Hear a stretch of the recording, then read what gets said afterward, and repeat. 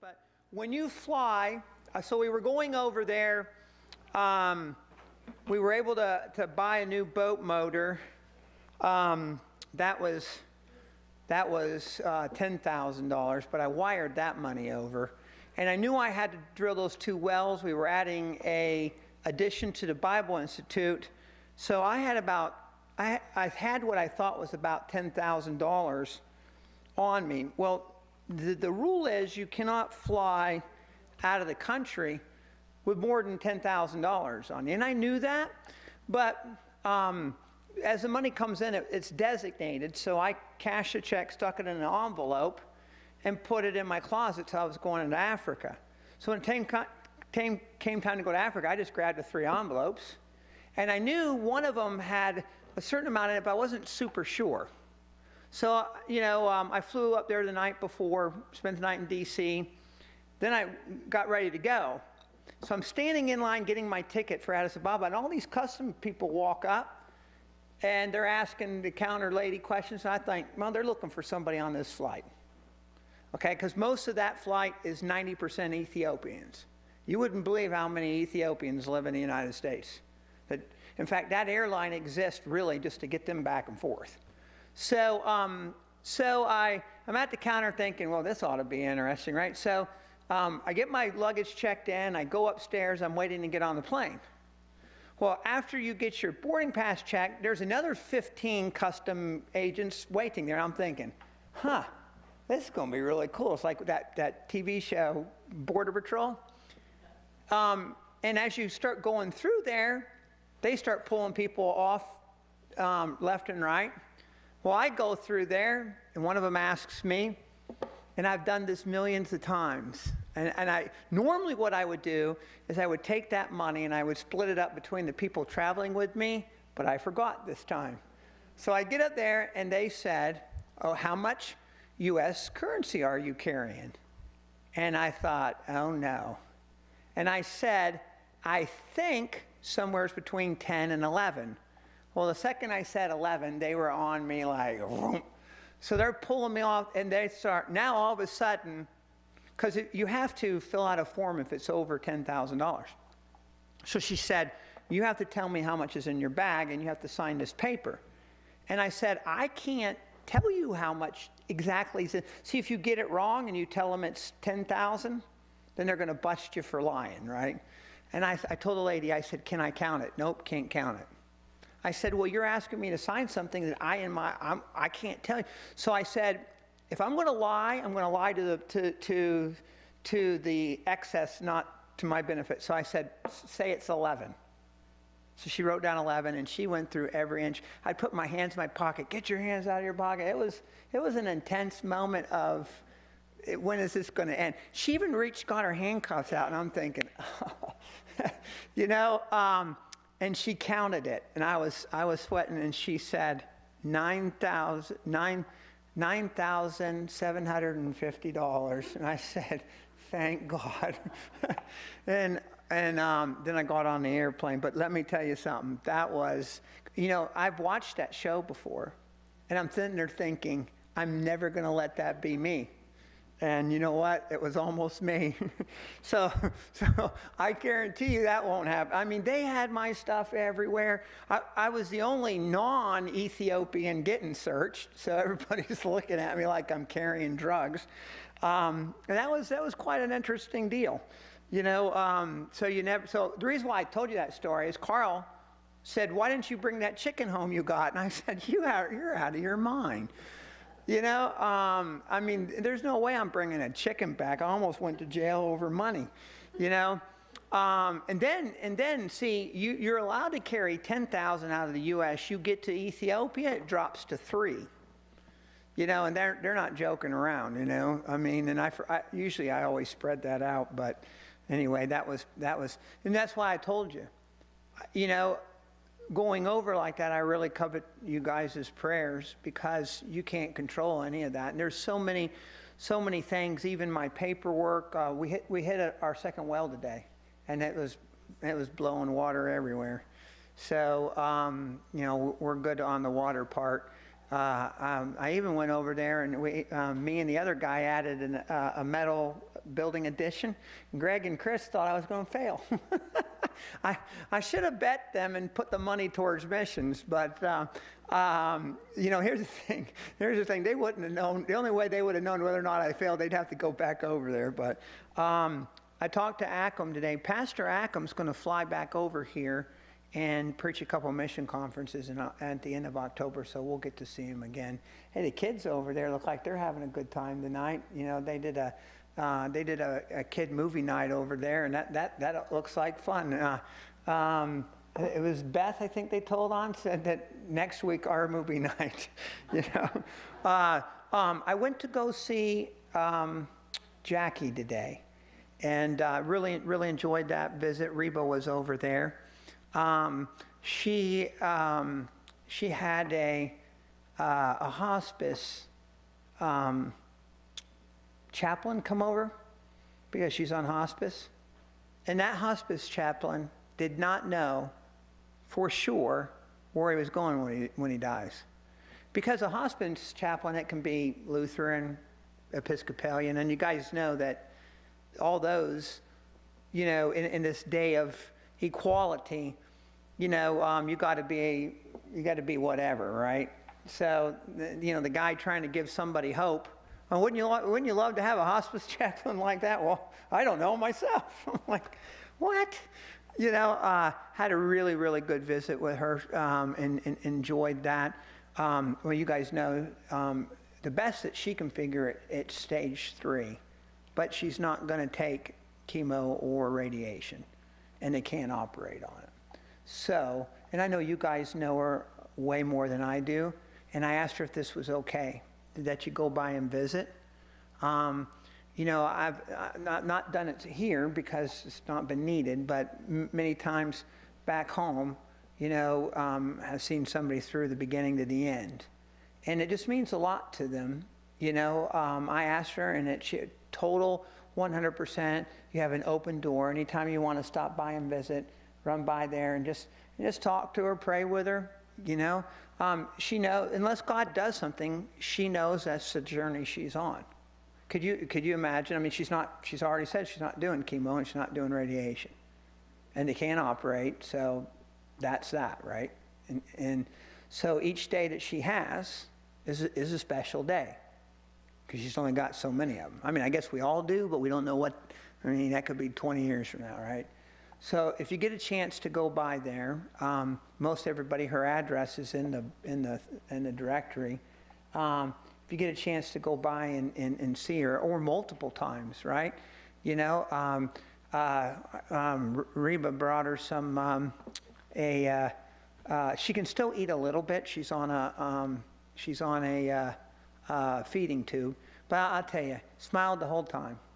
And you know what I'm praying? That God just doesn't let her be in pain. And you got the holidays coming up. Be nice to get through that and have some special time with your family. I did not realize. I think she's pretty much related to everybody in this room, but me and Carl, and maybe Ron. Everybody else, they're related all over the place. She was telling me today. I'm like, you got to be kidding me, And her and her husband have been married 38 years. And he had a doctor's appointment today, so and they might need some help going to the hospital, and so forth. I told her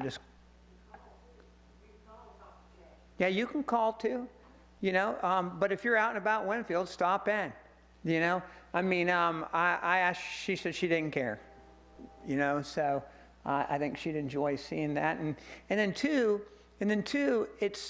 it's one thing to say, hey, I mean, I try every time. I've got Grover and Jules' name down pat pretty good. But I'm still getting to know their story, right? Well, when somebody passes away and you went to church with them for 30 years, I mean, to say, can you look and say, have I ever spent an hour with them? Just them? Well, probably not, right? But if she's not going to be here, let's go give her an hour. And I think that's, I think that's what we'd all want, right? It's one thing to say hi to somebody every Sunday in church and say, how are you doing? Doing fine. And I know you guys know each other all the time, but, they're in Winfield. It's easy to let months go by and, and it's not, and she's super, like the nurse came in here to give her a bath. And she said, all right, well, I'm going to take a bath. You hang out here. I'll be right back so I can talk to you some more. I said, okay. And then there wasn't any. They were working on the road, so there wasn't any water. So she came back and she said, well, no bath. So I just enjoyed that visit. Any other prayer requests? Oh, okay. Let me get this right. Can you give her name? Addie Carol Davis is Jim West's granddaughter. So she is going through some autoimmune, something's happening in her body that's really, really giving her a run for the money. She's having to have help walking and things like that. So pray for that young lady. And again, we get comfortable in the fact to say, well, that's not us, right? But tomorrow, it can park right in your driveway, we have no clue, So make sure we pray for that young lady. That would be it.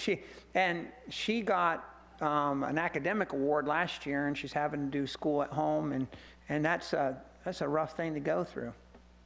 Anybody else? Any other prayer requests? Okay, I can always use that, Nana. No, go ahead.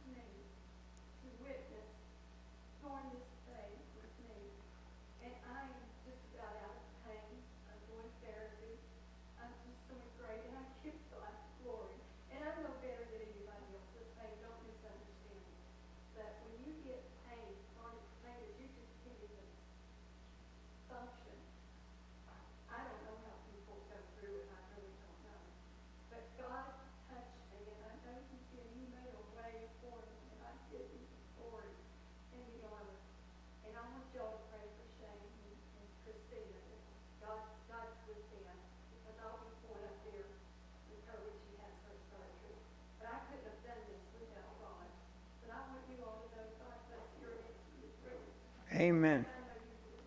Amen. And Ms. Brenda, the reason why that's important is because young people, old people, who knows? You know? I mean, this year's been a little crazy. But if you took that same thing and you took that with COVID, you know? I mean, people laugh. Okay, I don't know if anybody in our church has had COVID but me. But I'm glad I went first. You know? Because, you know what, I tell people I have COVID. You know what they look at me? Especially overseas. You're still alive? I'm like, I think so. You know, and because if you don't, do we believe that God can do the miraculous or not? Right? Now, does he, I mean, then we can say he can heal Jackie, right? Well, sure he can. All right, but she didn't pray, hey, just heal me. Okay, if you can't heal me, take me home. And, you know, the love of God's going to do one or the other. Okay, and either way is okay. You know, the bottom line is just being able to trust him, and just give it to him, and then you don't worry about it. Right? It's in his hands, and either he can or he can't, and whatever outcome it is, then you know that it's what he wants because he's in charge of that, right? So thank you for that. Any other prayer requests?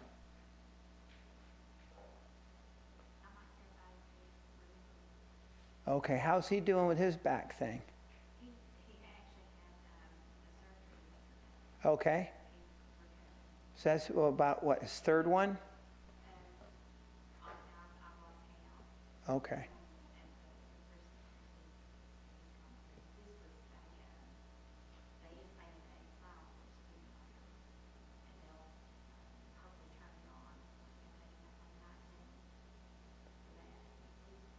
What does that do? It tricks his brain into not feeling the nerve. Okay. All right. His vertebrae pretty much sitting on the nerve. Okay.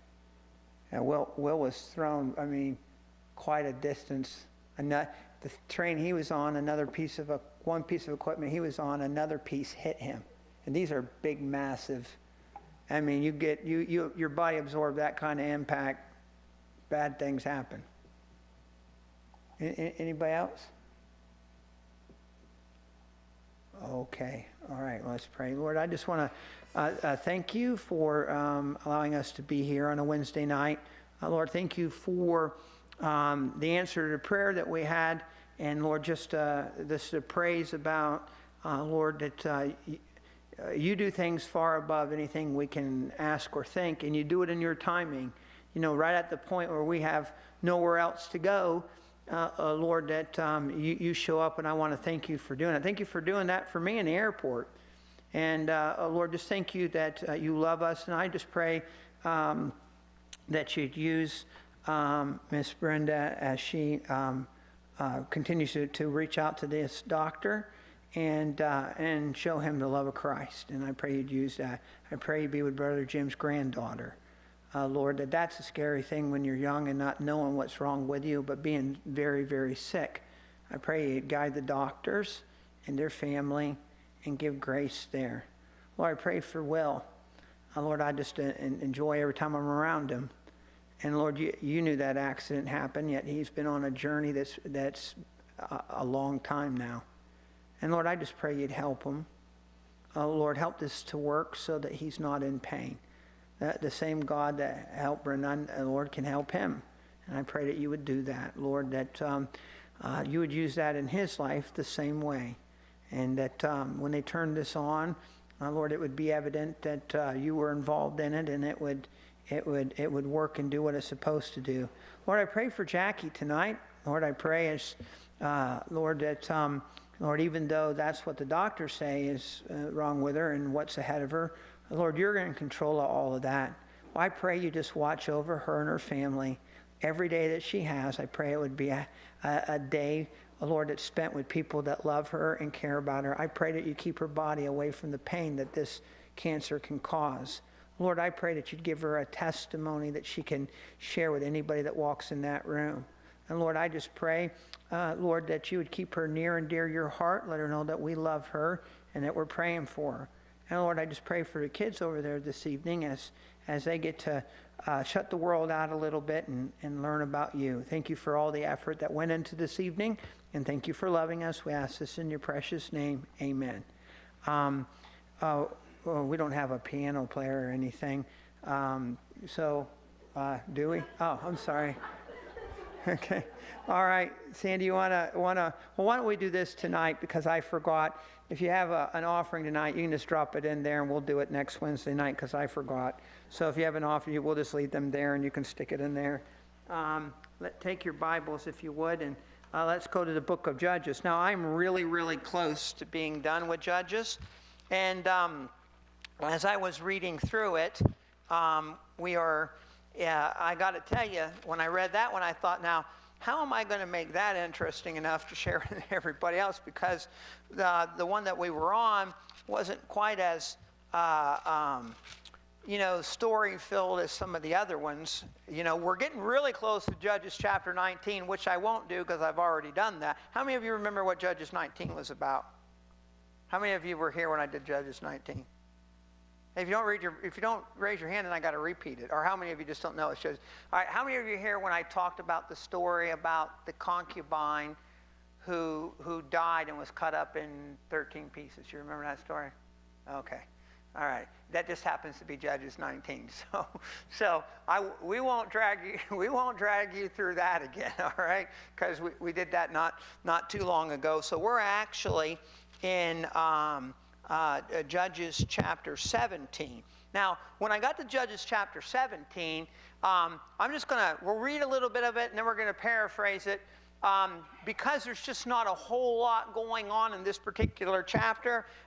Chapter 18 and chapter 17 are going to kind of go together a little bit, and then I'll give you a little explanation about chapter 19, and then after that, we just got a couple more, we're done with Judges.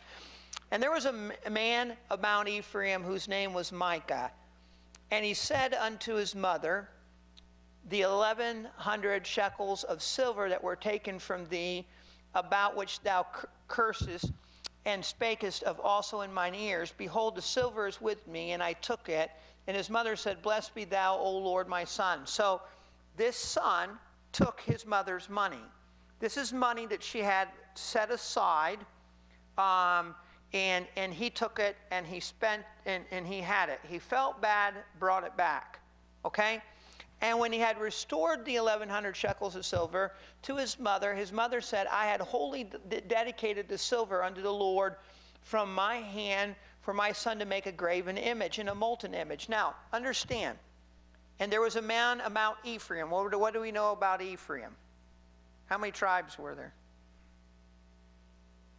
Can anybody name them? Now, just to make you feel better, I think I could name all of them, given enough time.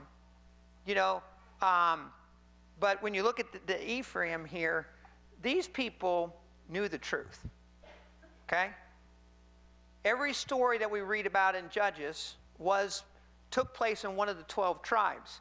The problem was they didn't stay isolated from the world.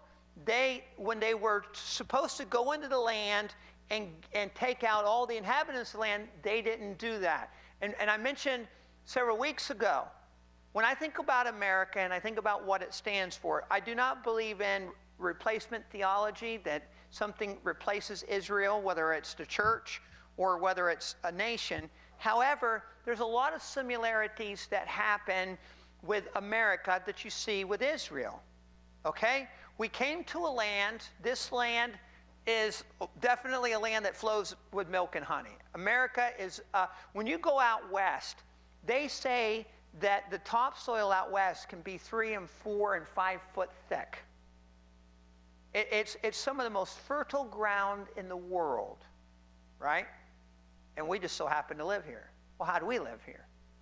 Well, people fled England because of the persecution. They came to the United States and founded it on the belief of freedom of worship. Okay? The problem was this place was inhabited. And it was inhabited by people that already lived here. Okay? And what did we do? We drove them out of the land. It sounds harsh, right?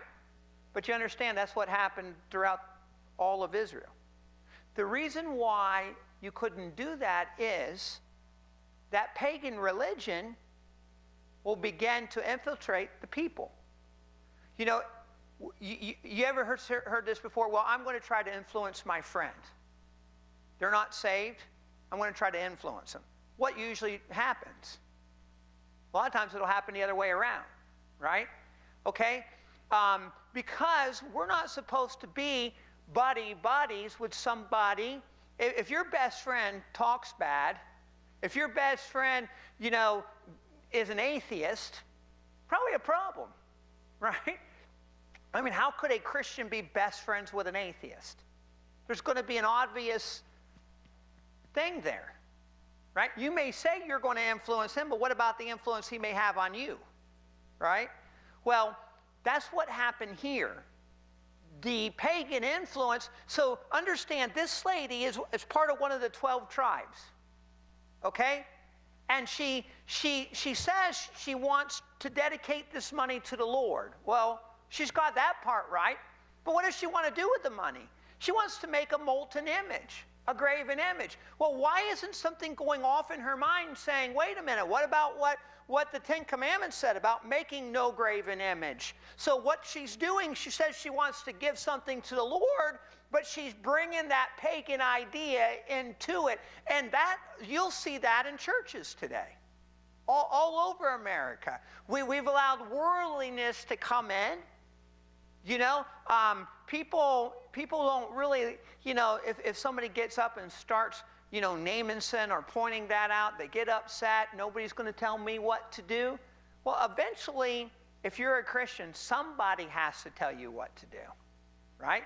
Because by the fact that we're born sinners, we don't always get that right. Now, nobody likes that. So we say things like this.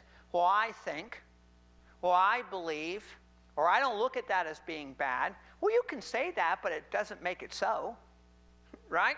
This lady wants to make a golden, a molten image to God, but doesn't mean God's going to okay it. She can do it, but doesn't mean God's going to okay it, right? I mean, churches, all these different denominations in our country today, you know, I mean, you know, it's a good thing to understand. Why aren't we Methodist? Why aren't we Lutheran? Why aren't we Episcopalian?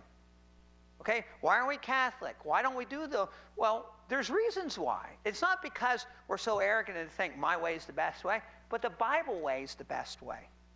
Okay? All right? And you know, some of these denominations will go so far, they'll even have a lesbian pastor. Now, how'd you get there? Okay? Now, you look back 100 years ago and you took a Methodist pastor 100 years ago and you stick them next to a Baptist pastor 100 years ago, you would see very little difference. Today, have gay pride flags everywhere in front of the Methodist church. Well, what happened? Same process here, which is why we got to guard ourselves. Okay? The more, you know, I mean, whether it's, do you know there are even Christians that in their mind have decided that they have justified abortion? Okay? Or they've justified their homosexual friend. Okay?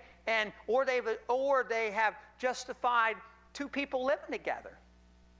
I mean, I've heard this before where they'll say, well, they're good people. But if they love the Lord, they cannot continue to live like that. Because you're no better than this lady. All right? Granted, we're not making molten images today, but that's just a sign that worldliness came in and has polluted what was right in her mind, and now she wants to please the Lord, but she's doing it the wrong way. Okay? All right, so it says, and the man Micah and yet he restored the money unto his mother, and his mother took 200 shekels of silver and gave them to the founder, who made thereof a graven image and a molten image, and they were in the house of Micah.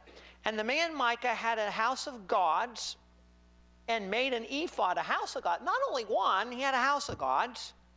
Okay? And made an ephod and a teraphim and consecrated one of his sons who became his priest. So this Micah, okay, who is also part of this, they're in one of the 12 tribes of Israel. So this Micah takes this image, puts it in his house, and then makes one of his sons his priest. Well, you're not allowed to do that. What family did the priest have to come from? The Levi. I mean Aaron, but which that was the Levites. Had to be a Levite. Couldn't just pick and choose who was going to be a priest. Okay? All right. So he made his son a priest. Well, guess what? When your son's the priest, do you think he's going to get up and really have the liberty to go to dad and say, hey, you know? So he's picking something that's safe for him. All right? He's creating, he wants religion, but he wants it his way, okay? Goes on to say this, in those days there was no king in Israel, but every man did that which was right in his own eyes, okay? Our opinions don't matter. You can say you're right. You can say, I don't think there's anything wrong with this, or I don't think there's anything wrong with that, or I don't think there's anything wrong with going there, or I don't think there's anything wrong with saying that. You are free to do that. But understand, you have to rectify that verse in your mind. Every man is right in his own eyes. So that should cause us to go, whoa.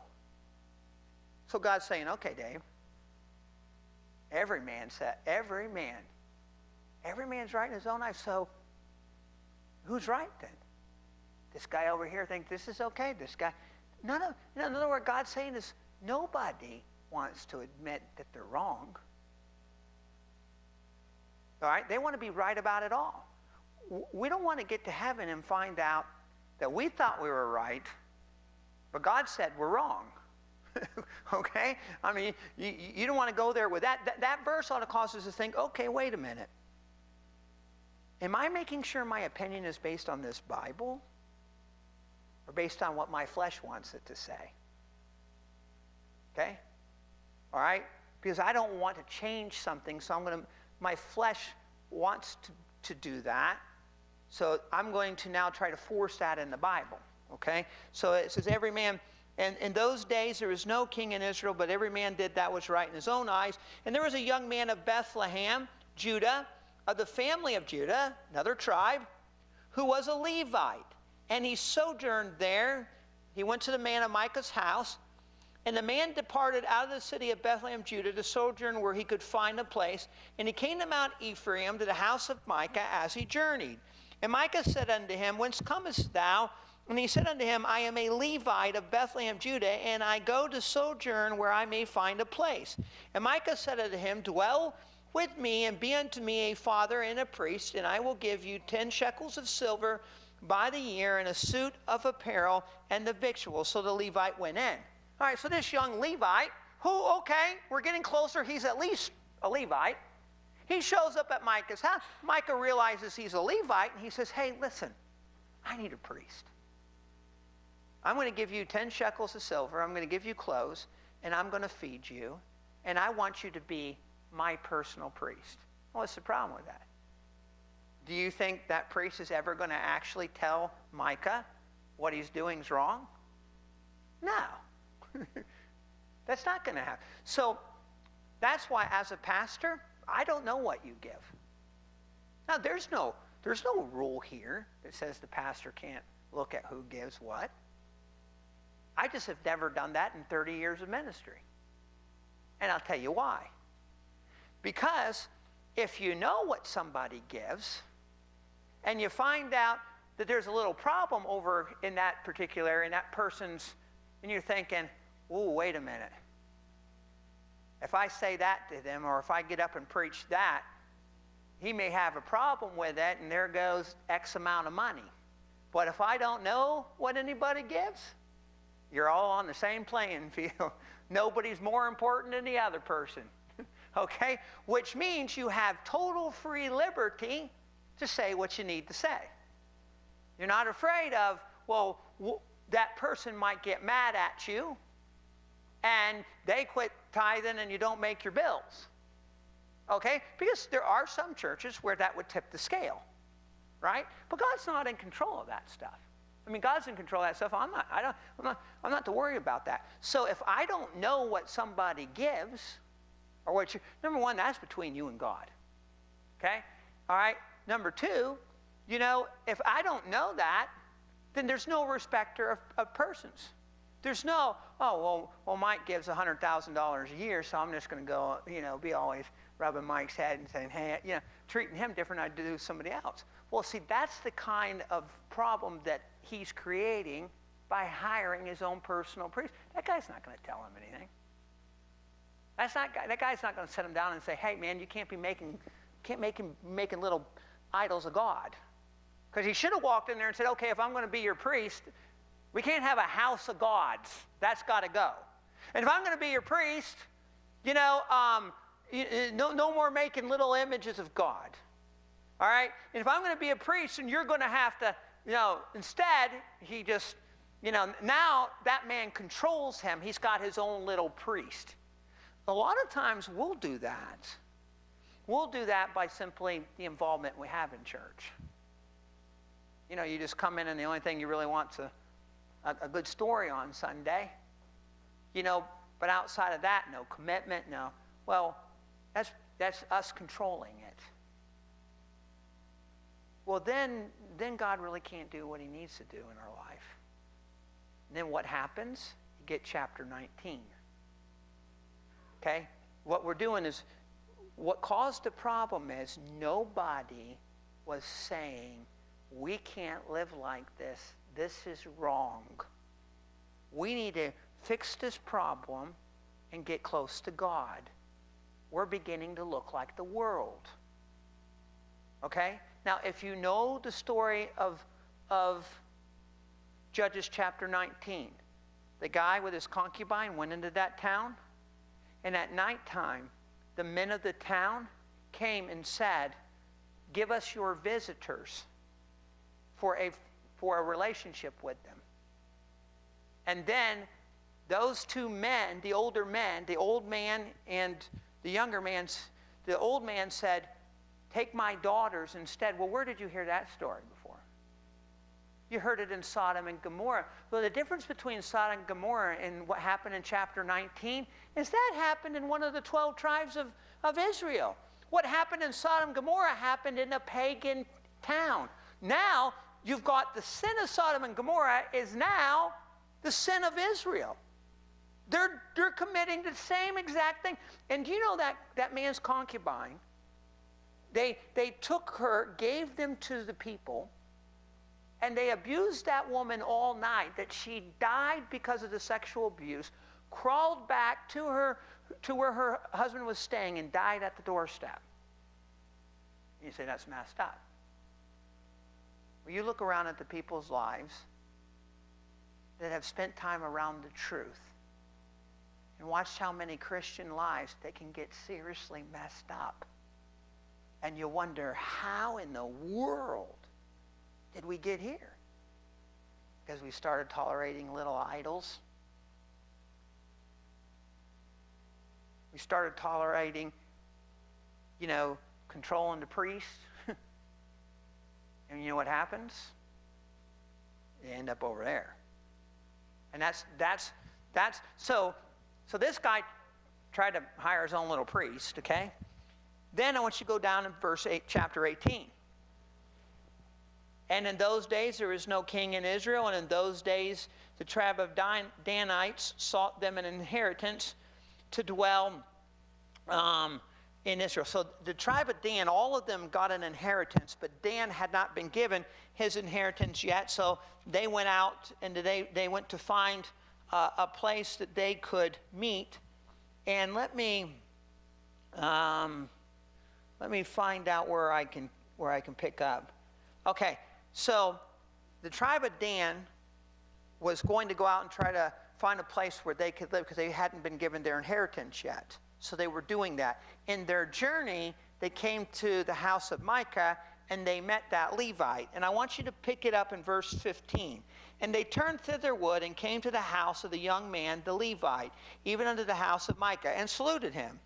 And 600 men appointed with their weapons of war, which were of the children of Dan, stood by the entering of the gate. And the 5 men that went up to spy land went up and came thither and took the graven image and the ephod and the teraphim and the molten image. We're in verse 17. And the priest stood in the entering of the gate with the 600 men that were appointed with weapons of war. And these went into Micah and fetched the carved image and the ephod and the teraphim and the molten image. And they said, then said the priest unto them, what do ye? And they said unto him, hold thy peace, lay thy hand upon thy mouth, and go with us to be to us a father and a priest. It is better for thee to be a priest unto the house of one man, or that thou be a priest unto the tribe of a family of Israel. So the Danites come in and they go to the house of Micah and they meet this Levite. And they're saying in their mind, we're going to go set up a new place to live, a new community. So they went in there and they grabbed the ephod, they grabbed the molten image, they grabbed all those little gods, and they said, we're taking them with us. Okay? Now this is the tribe of Dan. They should know better. So they go in there, and then the priest says, the Levite says, well, what are you doing? He says, we're going to take these, we're going to set up our own place of worship. Why don't you come with us? We'll take care of you. You know what the Levite said? Okay. You got a better job offer, so off he goes. Now, do you think the tribe of Dan is going to be any more spiritual than the tribe of Micah? No. You think that guy's going to get up there and guide those people in the right way? No. Now, remember, that's both of those stories. Okay? The very next chapter is chapter 19. The reason why you get chapter 19 is because there's no longer any truth anymore. Right? Okay? People always want, and this is really kind of probably the wrong night to preach this, because this is the backbone of the backbone on a Wednesday night. You come on a Wednesday night, then you're pretty dedicated, right? The problem is that in today's culture, in today's church, we want a revival. People all talk about revival. And you'll have revivals around here that go 3-4 weeks long, right? The problem after a 4-week revival, your language should change. Or, well, what's good was it? I mean, you sit in revival for 4 weeks, 3 weeks. You go nonstop church for 3 weeks. And you say, boy, that's a good revival. Then a month down the line, your language is the same. Well, that 3 weeks was a waste. Right? Or you have a struggle, and you still have a struggle, and you haven't even tried to address it. To want change would be to stop and say, first off, I'm going to admit what I'm doing is wrong.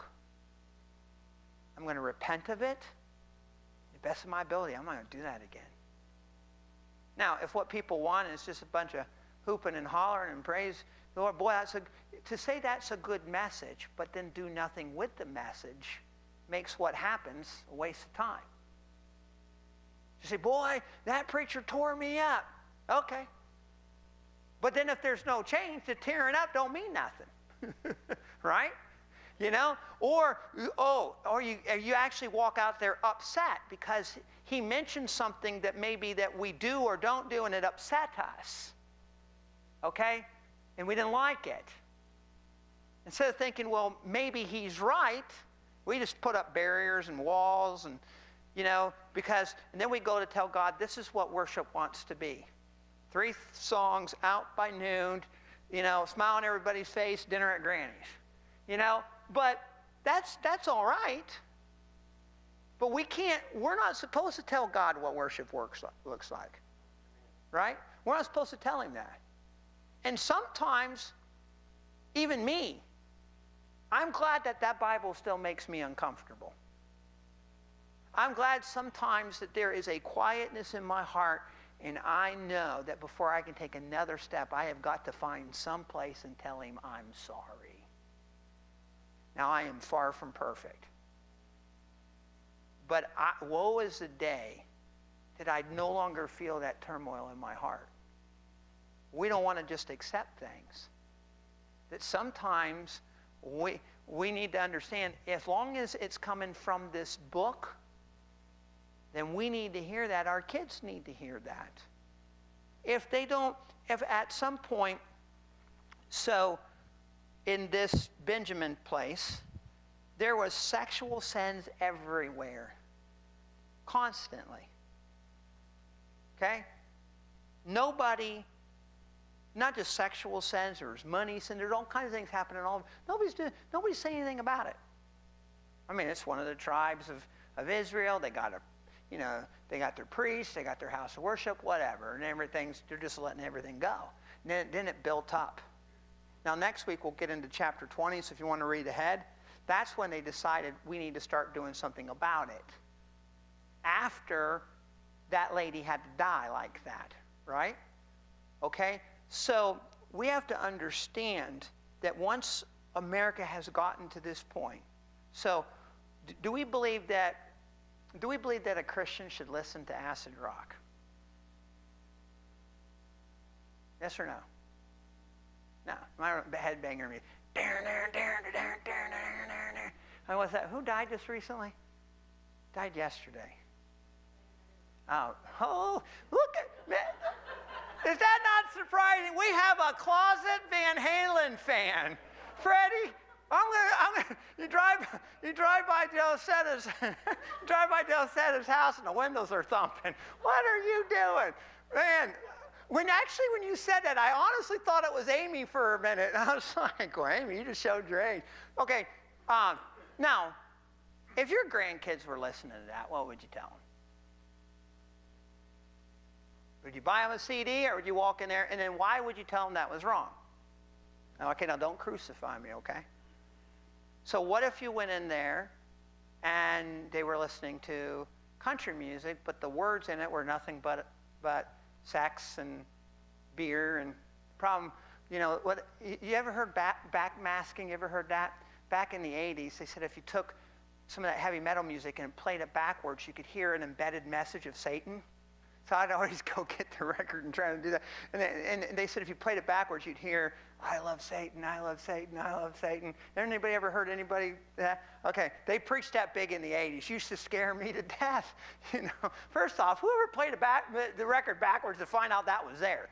Okay, and you think about that, but then you think about the same lyrics in a country song. At some point, no, is every country song wrong? No.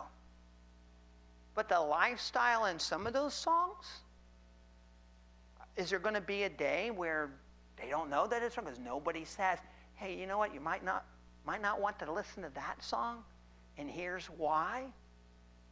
What about the things that you watch? Do you think that a Christian should watch everything on TV? No. I mean, if you've watched every episode of Thrones, that might want to get another pastime, right? I mean, no. Now, have I watched things I should watch? Yes. Have I listened to things on the radio I shouldn't listen to and tolerated? Yes. Okay. Would I tell you it was okay? No. I would tell you I had a lapse in judgment. I did wrong. Pray for me that I'm a little bit stronger on what I watch. That's what I'd tell you. But I'm not going to tell you, no, I think it's okay. Right? That's the kind of stuff that I'm talking about. Because now you take it to our young people who have access to the internet 24 hours a day. That stuff looks like child's play. How are they going to even know what's right and wrong down to those kinds of levels if there's no baseline to start from, right? And if we're not out there, and then we've got to be honest with them. Do you know we can't help the younger generation if the older generation doesn't admit that they have problems. Okay, my biggest regret, I wasn't careful with what I watched when I was a kid. I wasn't careful about what I listened to. Even though I knew I shouldn't have wrong friends, didn't pay any attention to that. Okay, I made it through it. I'm your pastor today, but what a suitcase of garbage that I wish I did not have. Okay? Well, the next generation, I'd rather them not pick up the suitcase and carry it around with them their whole entire life, which is where we jump in and be that guy, not in anger. The Bible says preach truth in love. Not in judgment, like my mom literally, she would come and she would sit in my doorway. And she would have, I remember, I got up, I was out late, came home, had to use the bathroom. I opened the door, and there's my mother in the doorway with a hymn book. And she's singing. And she said, you're going to listen to the devil's music. I'm going to sing God's music outside your door. And I thought to myself, my mom, the crazy wagon's coming. I thought, man. So I had to step over top of her, go to the bathroom, come back, and she's out there doing. Now, I can tell you something. I'm glad there was somebody there. Because you know what? That same mom one day looked at me and said, I turned around, I was smoking. Now I'm just going to, I don't know why I tell this stuff about you, but I smoked back then. I come out the bedroom, here. I turn over, my mother's got one of my cigarettes, and she's trying to smoke it. She says, if you're going to hell, I'm going to hell with you. I'm like, what? Give me that cigarette. I said, you can't smoke. You teach Sunday school. Give me that thing. My mom was just bent on me not messing my life up. And one day she said, well, I made an appointment. Will you go see the preacher? And I said, here's the deal. After this, you lay off me. So I got in my car, and I drove down to the church. I sat in an office that I did not want to be in that office. And he looked at me and said, I got a question to ask you. I said, okay. He says, well, I can get you in Bible college today for free for your first year. Would you go? I was not Bible college material at all. Well, all I'm thinking is, this is a get out of home card. Okay? I said, where is it? He said, Michigan. Wasn't totally sure where that was. I said, let's go. Okay? That changed my whole life. Now, when I got there, I listened to Here I Go Again on My Own, Down the Only Road I Ever Known. That was the song I played as I was leaving town. My car blew up halfway to Michigan, so I had to get an airplane. I was sitting in the airport, getting ready to get on the airplane, and I lit up a cigarette. You could still smoke on airplanes back then. I lit up a cigarette. This guy next to me says, where are you going? I said, Bible college. I looked down at that and I thought, well, these are going to have to go. So I took one more puff on that, put it out, and he told me? That he was a missionary. I thought, oh, great. So he got my ticket moved, and I sat with him the whole way there. They picked me up to Bible college. I know I smelled like cigarettes. Okay? Now, when I got there, my first semester was a little rough. I smoked a cigarette every time I could get away with it. But then I sat in chapel every day. And the truth started to break free. I got my heart right with the Lord. Well, that was because I had a mama that would not let that light go out no matter what. She wasn't going to let me be satisfied with little golden images. And she fought tooth and nail. Well, guys, we got to do that for the next generation. Somebody's got to be the one that says, that's wrong. I love you, but you can't live like that. And you can't do that because the consequences that are on the other side of that are too big. When there's an absence of that, you get chapter 19, a free reign of sin in a place that it shouldn't be in God's house. We'll end with that and go to chapter 20 next week. All right, let's see here. Brother Chris, would you close us in prayer?